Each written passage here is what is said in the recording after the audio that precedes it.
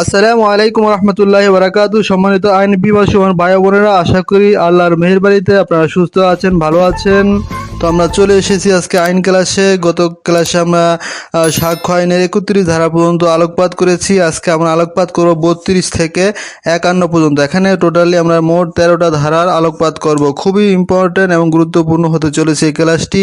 কাজেই মনোযোগের সাথে ক্লাসটি দেখতে থাকুন এবং প্র্যাকটিস করতে থাকুন আইন। চলুন তবে ক্লাসে ফিরে যাই।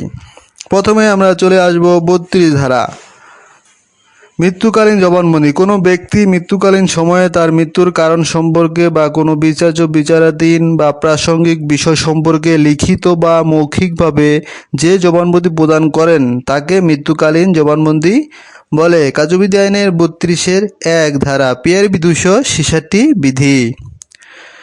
32 ধারায় অনেকগুলো পয়েন্ট রয়েছে, আমি সবগুলো পর্যায়ক্রমে উল্লেখ করছি। মৃত্যুকালীন জবানবন্দি প্রদানের পর যদি প্রাণে বেঁচে যান তাহলে সেই জবানবন্দি আদালতে অপ্রাসঙ্গিক। সাক্ষ্য আইনের 32 ধারায় একথা উল্লেখ রয়েছে। সাক্ষ্য আইনের 32-এর 1 ধারায় একথা উল্লেখ রয়েছে। মৃত্যুকালীন জবানবন্দি প্রদানের পর যদি মারা যান তাহলে সেই জবানবন্দি আদালতে প্রাসঙ্গিক। একই ধারা সাক্ষ্য আইনের 32-এর 1 ধারায়ও এই কথা উল্লেখ রয়েছে। 32-এর 1 ধারায় আরেকটি বিষয় উল্লেখ রয়েছে। মৃত্যুকালীন জবানবন্দি যে লিপিবদ্ধ করতে পারেন: পুলিশ অফিসার, ম্যাজিস্ট্রেট, ডাক্তার, উপস্থিত যে কোনো ব্যক্তি এবং পুলিশ কনস্টেবলও মৃত্যুকালীন জবানবন্দি লিপিবদ্ধ করতে পারেন। সাক্ষ্য আইনের 32-এর 1 ধারায় এটা উল্লেখ রয়েছে। এবার চলে যাব 33 সাক্ষ্য আইনের 33 ধারা।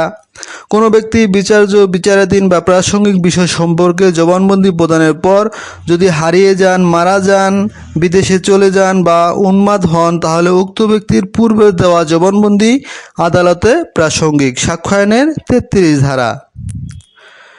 বেসরকারি দলিলাদি যেমন হিসাবের খাতা আদালতে প্রাসঙ্গিক। সাক্ষ্য আইনের 34 ধারা। বেসরকারি দলিল যেমন হিসাবের খাতা আদালতে প্রাসঙ্গিক। সাক্ষ্য আইনের 34 ধারা।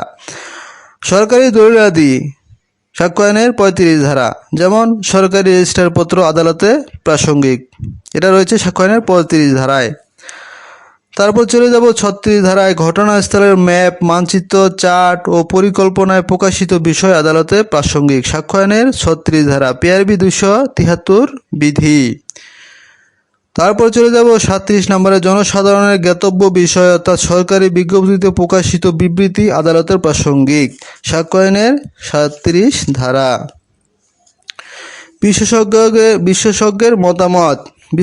বিশেষজ্ঞগণ কোনো বিষয়ে গবেষণা, পর্যালোচনা, পরীক্ষা নিরীক্ষা করে যে মতামত প্রদান করেন সেই মতামতকে বিশেষজ্ঞের মতামত বলে। সাক্ষ্য আইনের 45 ধারা। কার্যবিধি আইনের 509-এর ক ধারা পিআরবি 297 306 বিধি। বিশেষজ্ঞদের মতামত আদালতে প্রাসঙ্গিক। সাক্ষ্য আইনের 45 ধারা। কার্যবিধি আইনের 509-এর ক ধারা পিআরবি 297 306 বিধি। বিশেষজ্ঞদের অভিমতের সংশ্লিষ্ট বিষয়। বিশেষজ্ঞদের অভিমতের সহিত সংশ্লিষ্ট বিষয়। সাক্ষ্য আইনের 46 ধারা। বিশেষজ্ঞদের অভিমতকে যে বিষয়গুলো সমর্থন করে বা বিশেষজ্ঞদের অভিমতের সহিত যে বিষয়গুলো সামঞ্জস্যহীন তা আদালতে প্রাসঙ্গিক। সাক্ষ্য আইনের 46 ধারা।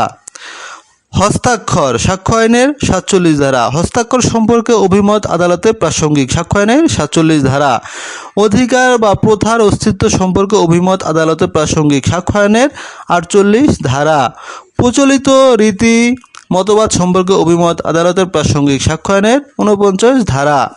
আত্মীয়তা সম্পর্কে অভিমত আদালতে প্রাসঙ্গিক। সাক্ষ্য আইনের 50 ধারা। মতামতের হেতু আদালতে প্রাসঙ্গিক। সাক্ষ্য আইনের 51 ধারা। এই ছিল বন্ধুরা আজকে আমাদের আলোচনা। আশা করি আপনারা এই আলোচনা থেকে উপকৃত হয়েছেন। তো সবাই একটু আইনের প্রতি সম্মানবোধ হই এবং এটা যত্ন সহকারে একটু শুনি এবং শিখি, প্র্যাকটিস করি, তাহলে আমরা আইন কানুন সম্পর্কে জানতে পারবো, শিখতে পারবো। তো আগামী ক্লাস দেখার আমন্ত্রণ জানিয়ে আপনাদের সুস্বাস্থ্য এবং দীর্ঘায়ু কামনা করে আজকের মতো বিদায় নিচ্ছি। আল্লাহ হাফেজ।